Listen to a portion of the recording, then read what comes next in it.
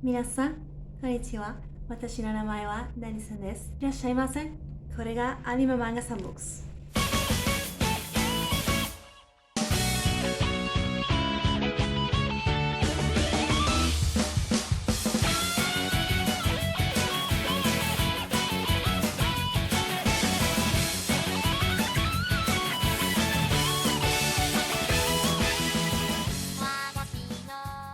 Hola, muy buenas tardes y bienvenidos una vez más a mi canal.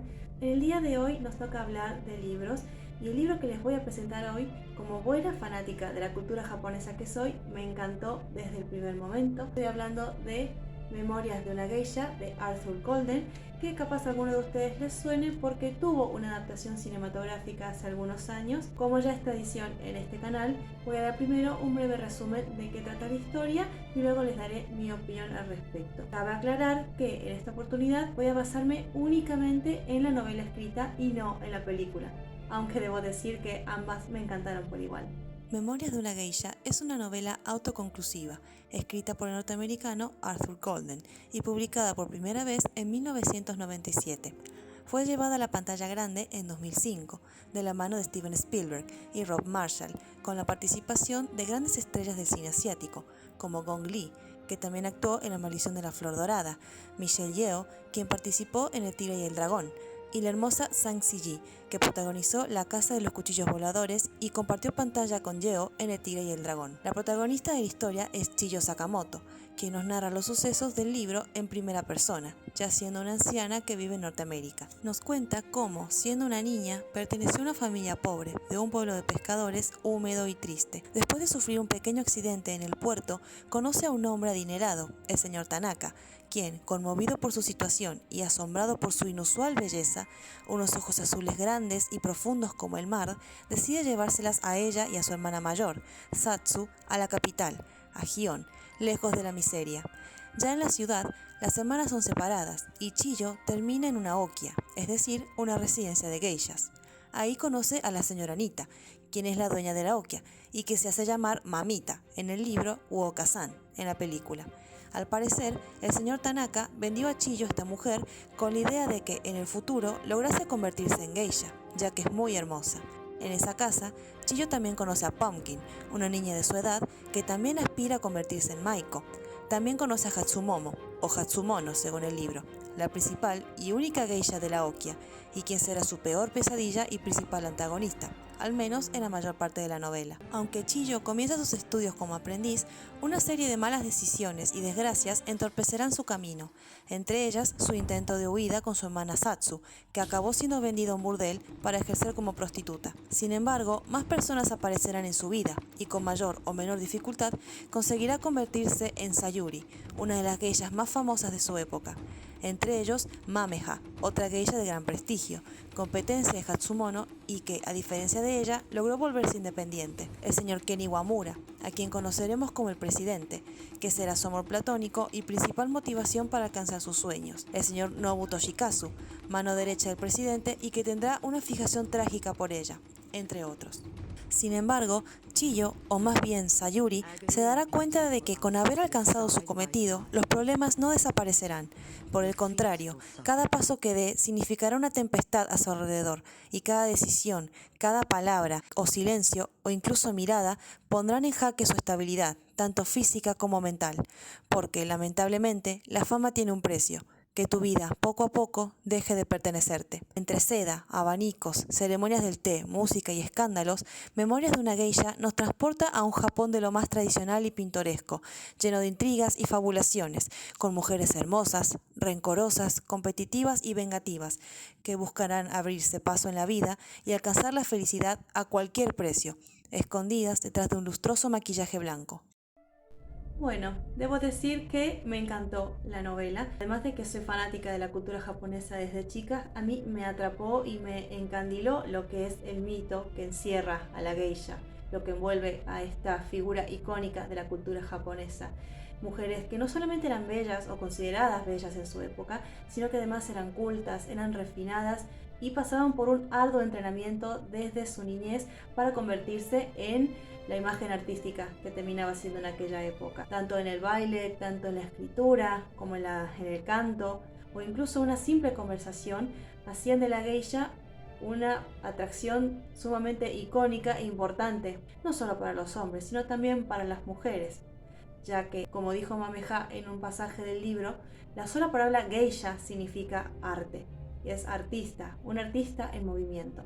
Personalmente me gusta mucho lo que es la transposición entre la belleza, lo refinado y lo artístico, con la tristeza y la amargura y la desesperación que a veces seguir este camino puede afectar a las personas. Muchas personas que somos o hemos sido muy perfeccionistas sabemos lo frustrante y lo decepcionante que puede ser cuando, a pesar de nuestros esfuerzos de poner todo de nuestra parte, a veces los resultados que obtenemos no son los que queremos. En nuestro caso a lo mejor podía ser un fin de semana sin salir, o que te sacaran tu libro favorito, o a lo mejor tener un boletín con unas notas no tan buenas, pero en aquella época un pequeño tropiezo que cometían estas mujeres podía significar el escarnio y el rechazo social. Viviendo en una cultura que no era menos machista que en Occidente, las mujeres en esa época no alcanzaban mucha gloria o no tenían mucha ambición, simplemente eran esposas, amas de casa o madres de sus hijos. En cambio, debido a veces a la hambruna, a la pobreza, muchas familias se veían obligados a vender a sus hijas, ya fuera en una hoquia para convertirse en una geisha, como es el caso de Chiyo, o vendidas a un burdel, en el peor de los casos, para ejercer como prostitutas, como fue el triste destino de su hermana Satsu. De la belleza y del glamour, también hay muchos secretos oscuros y muchos aspectos bastante injustos que uno no llegaba a saber, como ser la deuda que contraían las geishas en esa época, como podemos ver bien plasmado en el libro, como nos cuenta Chiyo, o podemos ver incluso en la película. Cuando las niñas eran vendidas a la okia, a la ama de casa o a la okazan, como era conocido, contraían o se generaba una deuda que a lo largo de sus años de su entrenamiento como aprendiz y luego como geisha iba a ir creciendo día a día. Así que en algún futuro esa geisha tenía que pagar la deuda que se había generado, que incluía tanto lo que tuvo que pagar la okazan en la compra de su persona, así como todo el dinero que hubo que invertir para su educación. Aquí podemos ver justamente lo importante que era para las geishas en esa época poder volverse independientes, es decir, saldar las deudas que habían acumulado con su okazan, o en el mejor de los casos conseguir un daná, que era un amante por lo general apoderado, con mucho dinero, con una gran posición social. Muchas veces eran casados, pero no dejaba de ser una especie de amante, y lamentablemente muy pocas tenían la suerte de poder conseguirse uno, como fue el caso de Mameja en contraposición con Hatsumono. Con todo esto es increíble e incluso doloroso ver cómo incluso en aquella época la mujer tenía que apañárselas para ser alguien en la vida o ser alguien reconocido socialmente, como les dije anteriormente, o eran esposas o amas de casa o simples madres. En cambio estas mujeres muchas veces debían sacrificar su propia libertad o su propia felicidad por alcanzar la fama, generar dinero o vivir una vida de lujos, pero muchas veces el precio a pagar era demasiado alto.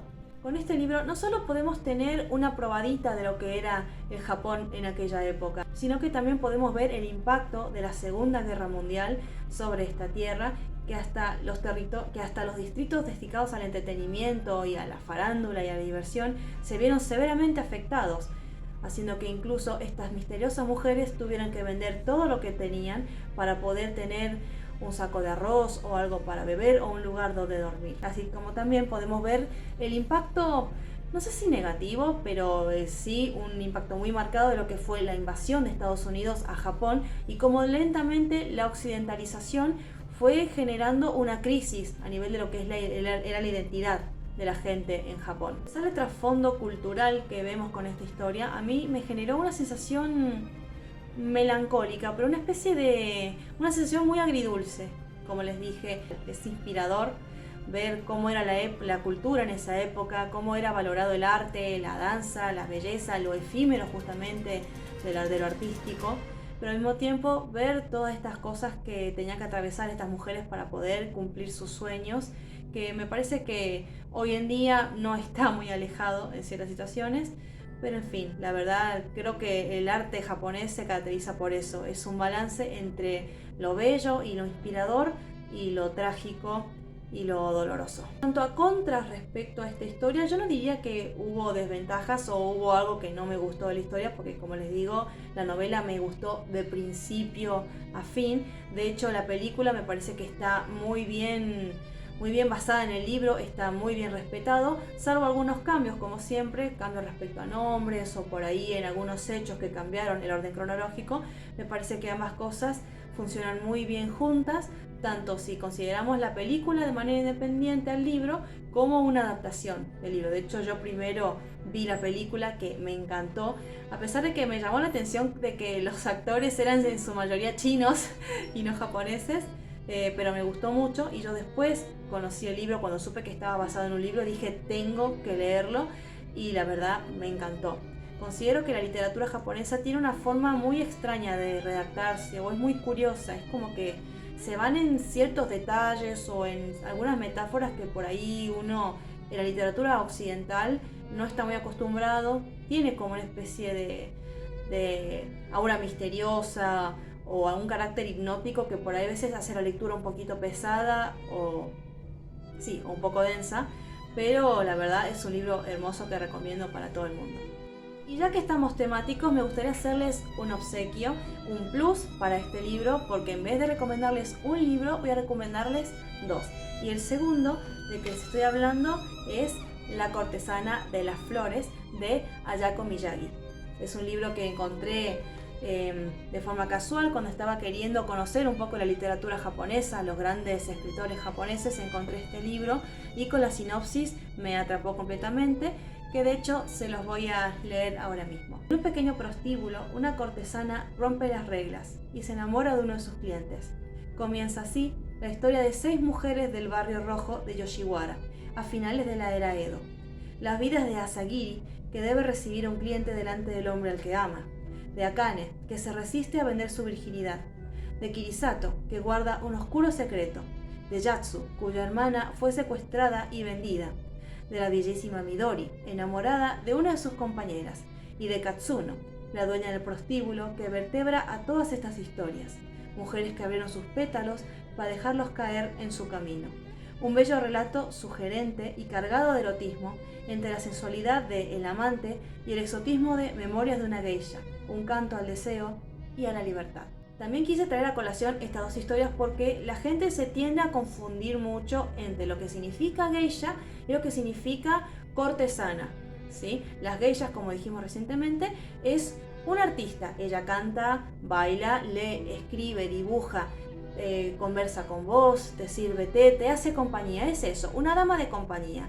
En algunas situaciones podía haber una relación un poco más cercana, como era la de las geishas con su dana, pero por lo general no había un intercambio sexual de por medio. Mientras que las cortesanas, al igual que las geishas, eran muy cultas, eran talentosas, tenían un nivel intelectual bastante elevado, o al menos las dueñas de los burdeles pretendían que sus trabajadoras tuvieran un nivel académico alto para poder sostener conversaciones sofisticadas con sus clientes, y al mismo tiempo ofrecían servicios sexuales a los clientes que frecuentaban el burdel. Digamos que eran prostitutas caras, si vamos a lo práctico y a lo sencillo. De hecho, la gente a veces creo que se confunde porque el aspecto de las geishas y las cortesanas es muy parecido, pero hay un pequeño detalle que las diferencia y que de hecho lo descubrí leyendo este libro. Les dejo en la cajita de comentarios para que me digan qué les parece a ustedes que diferenciaba a una geisha de una cortesana. Y les digo que si sos fanático de Kimetsu no Yaiba como yo y estás al día con el anime, de seguro esto te va a sonar parecido y les va a sorprender la realidad de las respuestas. Pero bueno, esto ha sido el video por el día de hoy. Espero que les haya gustado. La verdad lo disfruté mucho grabándolo, consiguiéndome props. Estas flores que ven acá al fondo, me caminé la Santa Fe entera para buscarlas. Antes estaban en todos los chinos de Buenos Aires y de repente me fui casi hasta la otra punta del centro para encontrarlas. No sé qué pasó, de la nada desaparecieron. Pero bueno, de paso aproveché para hacer este maquillaje que fue más complicado de lo que parece.